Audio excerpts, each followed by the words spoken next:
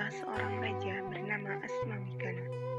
Sang raja memiliki seorang permaisuri bernama Prameswari dan seorang selir bernama Dewi Dursilawati. Walaupun telah lama bertahta, Paduka Raja belum mendapatkan putra mahkota untuk meneruskan tahta kerajaan.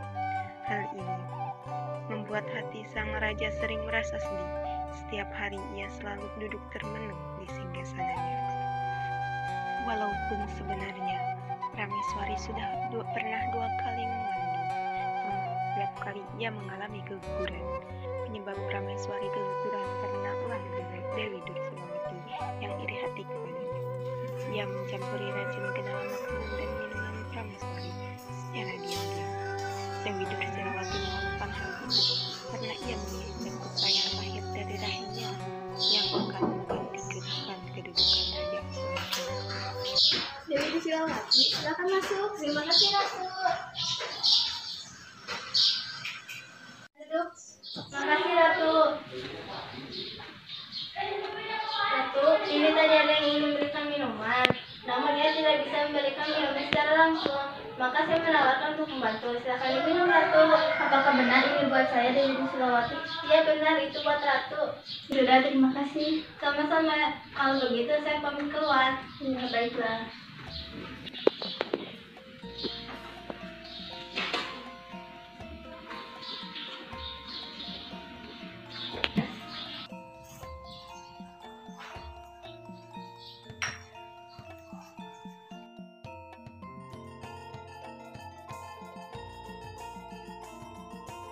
Setelah berhari-hari dari kejadian di mana Dewi Dursilawati memberikan minuman, Prameswari pun jatuh sakit hingga ia dinyatakan keguguran.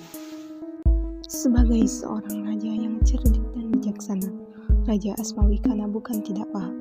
Ia memiliki kecurigaan terhadap selirnya, yaitu Dewi Dursilawati. Bukankah tidak mungkin Dewi Dursilawati telah mencampurkan racun ke dalam makanan Prameswari? Raja Asmawikana pun lebih serius memperhatikan kesehatan Prameswari, khususnya dalam hal makanan. Ketika Prameswari mengandung putranya yang ketiga, ia pun memerintahkan kepada para dayang-dayang istana agar memeriksa makanan dan minuman yang akan dihidangkan kepada Prameswari dan mengawasi ketat sang permaisuri pada saat makan.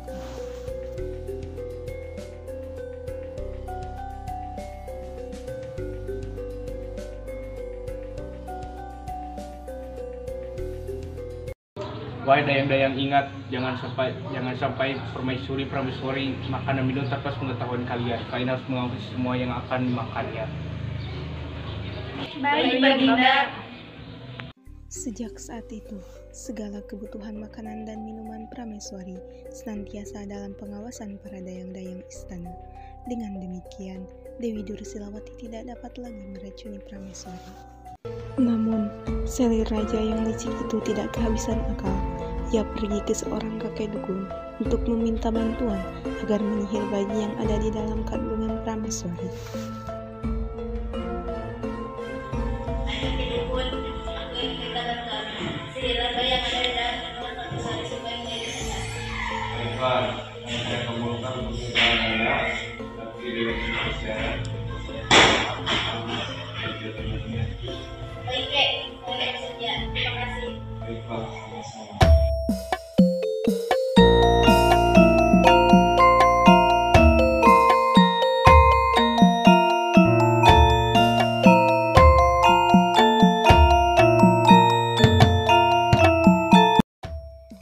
Kakek dukun itu pun bersedia mengabulkan permintaan Dewi Dursilawati.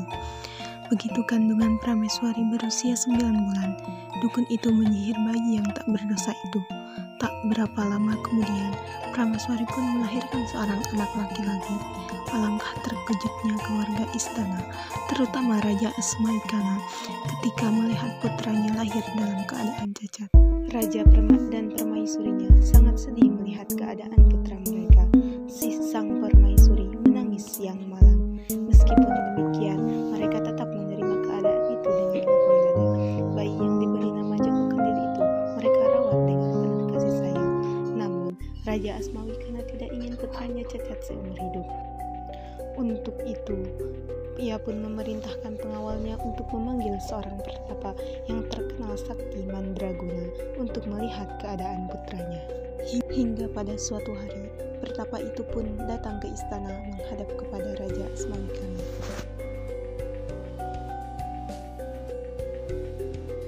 Ampun Gusti, apa yang bisa hamba bantu? Pertapa itu diminta oleh anakku, apakah ada cara untuk menyembuhkannya? Ampun Gusti, menurut pengetahuan hamba, putra Paduka terkena sihir. Sebaiknya Paduka menitipkan putra Paduka kepada seorang nenek yang bernama Mbok Rondi di pinggir sungai di wilayah perbatasan kerajaan Paduka. Suatu hari kelak, putra Paduka akan menjadi kesatria setelah menikah dengan seorang putri raja. Terima kasih atas bantuan Pertapa. Sama-sama.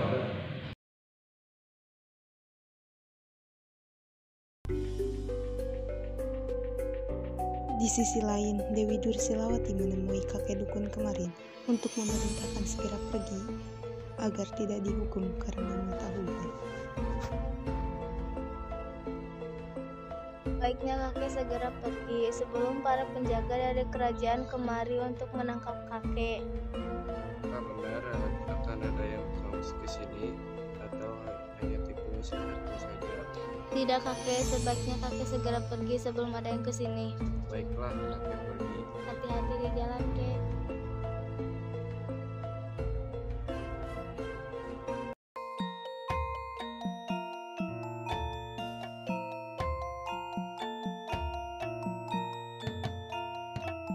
Setelah mendapatkan saran dari sang pertapa, Raja Asmawikana segera mengirim utusan untuk menitipkan putranya kepada Mbok Rondo. Ia pun memerintahkan beberapa pengawalnya yang lain untuk menangkap dukun yang telah menyihir putranya untuk dihukum panju. Namun sayang, dukun itu telah kabur dari rumahnya untuk menyelamatkan diri. Rupanya, Dewi Dursilawati telah memberitahu perihal penangkapan itu kepada dukun.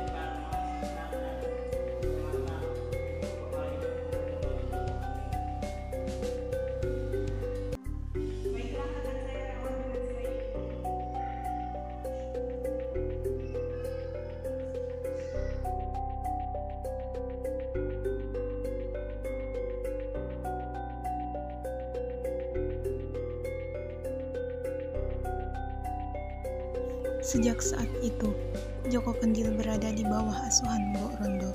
Ketika Joko Kendil berumur belasan tahun, Mbok Rondo sering mengajak ke pasar dan ke ladang. Joko Kendil adalah anak yang rajin, baik hati, dan suka membantu orang-orang yang sedang kesusahan. Tak heran jika semua orang sayang kepadanya. Waktu berjalan begitu cepat, Joko Kendil pun tumbuh menjadi pemuda. Ia pun semakin rajin membantu ibu angkatnya bekerja di ladang. Ia juga suka membantu masyarakat di sekitarnya yang membutuhkan tenaganya. Cepat masuk, kamu harus menjelaskan dan bertanggung jawab atas perbuatanmu. Baiklah, saya akan menjelaskan yang sudah terjadi. Bagus. Baiklah, terima kasih kalian semua. Kami bisa kembali ke tempat kalian. Karena kakek itu menjelaskan apa yang terjadi pada anakku sehingga terjadi cacat. Pada waktu itu ada seorang yang datang dari kerajaan ini yang bernama Dewi Dursilawati. Ia meminta kepada saya untuk menyihir anak yang ada di dalam kandungan istri Baginda agar cacat karena ia iri kepada istri Baginda. Saya kabulkan permintaan itu dengan satu syarat, terima kasih atas penjelasannya. Pengawal bawahnya penjara untuk mengembalikan si malu. Baik, Pak Ida.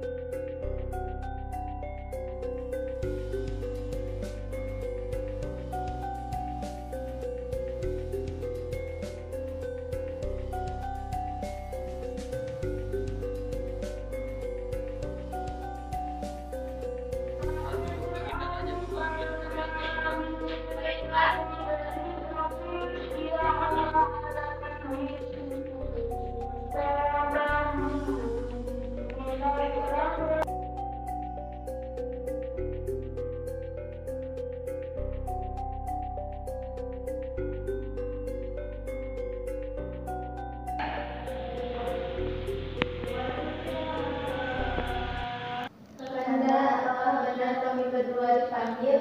Benar, aku ingin bertanya kepada Dursilawati. Aku tahu kamu menguping bicarakan tentang kakek tua. Aku ingin bertanya apakah itu benar adanya. Ampun Kakanda, Aku bertanya itu benar atau tidak. ampun Kakanda, benar begitu. Mengapa kau melakukan itu Dursilawati? Itu sama saja dengan merendahkan derajatmu sebagai istriku. Mengapa kau iri pada Dursilawati? Padahal sudah aku perlakukan secara adil dua-duanya. Ampun Kakanda, saya ingin yang mewakili kerajaan adalah anak dari saya. Apa kau lupa Dursilawati bahwa kau tidak bisa mempunyai anak, sedangkan aku harus punya anak sebelum aku berumur tua. Ampun Kakanda, Mohon maaf Dewi Dursilawati, tapi yang kau telah lakukan telah di luar batas. Aku akan mengembali kamu ke orang tuamu.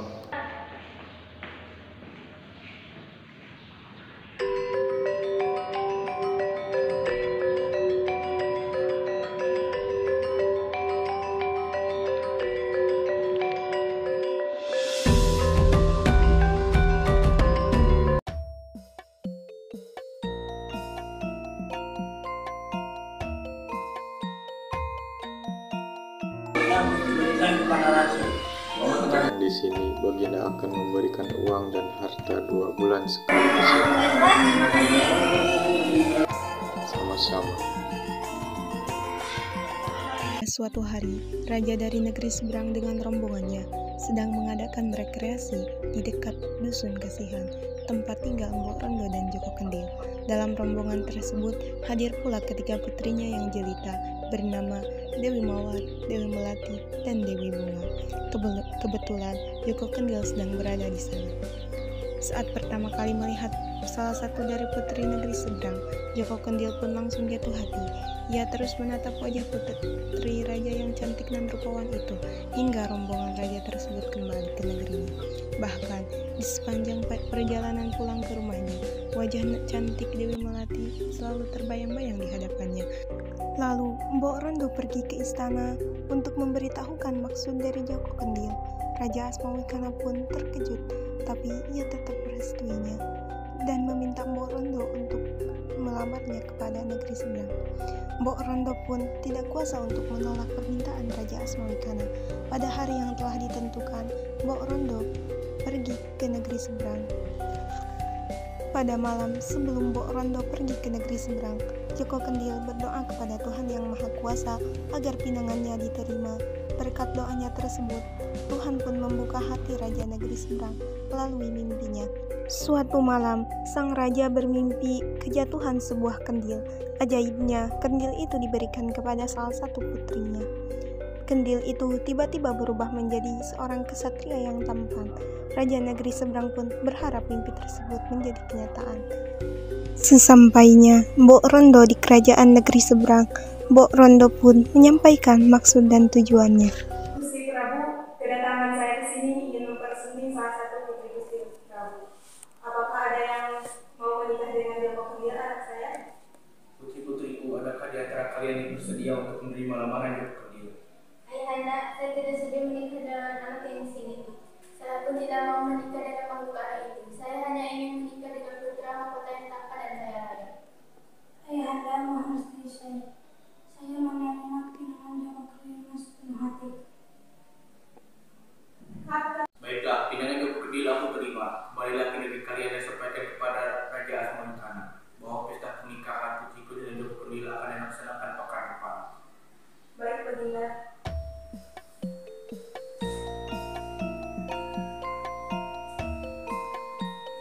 Mendengar berita gembira tersebut, Raja Asmawikana segera memerintahkan kepada seluruh pengawalnya untuk menyiapkan segala keperluan pesta pernikahan putranya. Pada hari yang telah ditentukan, pesta pernikahan Joko Kendil dilangsungkan. Saat Joko Kendil dan Dewi Melati duduk bersama, mereka menyaksikan kejadian yang ajaib, yaitu berubahnya Joko Kendil menjadi pemuda yang tampan dan berwibawa.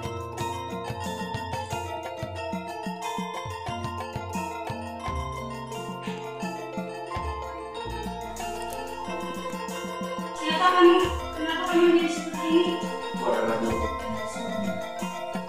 Karena tubuhku yang berbentuk kecil itu adalah kehendak yang Maha Esa. Tubuhku akan kembali seperti semula apabila seorang putri raja yang bersedia menikahi denganku. Semua kaget bercampur senang ketika menyaksikan peristiwa itu. Mereka baru menyadari bahwa Joko Kendil adalah seorang pangeran, putra raja yang tampan dan gagah. Setelah itu, kedua mempelai menjadi pasangan suami istri yang serasi. Pesan moral, janganlah kita iri dan dengki hati, dan juga janganlah kita menilai seseorang dari luarnya saja. Mungkin saja orang yang kita anggap buruk ternyata lebih baik daripada yang kita kira. Seperti peribahasa mengatakan, janganlah menilai buku dari sampulnya, tetapi lihat makna yang terkandung di dalam buku tersebut.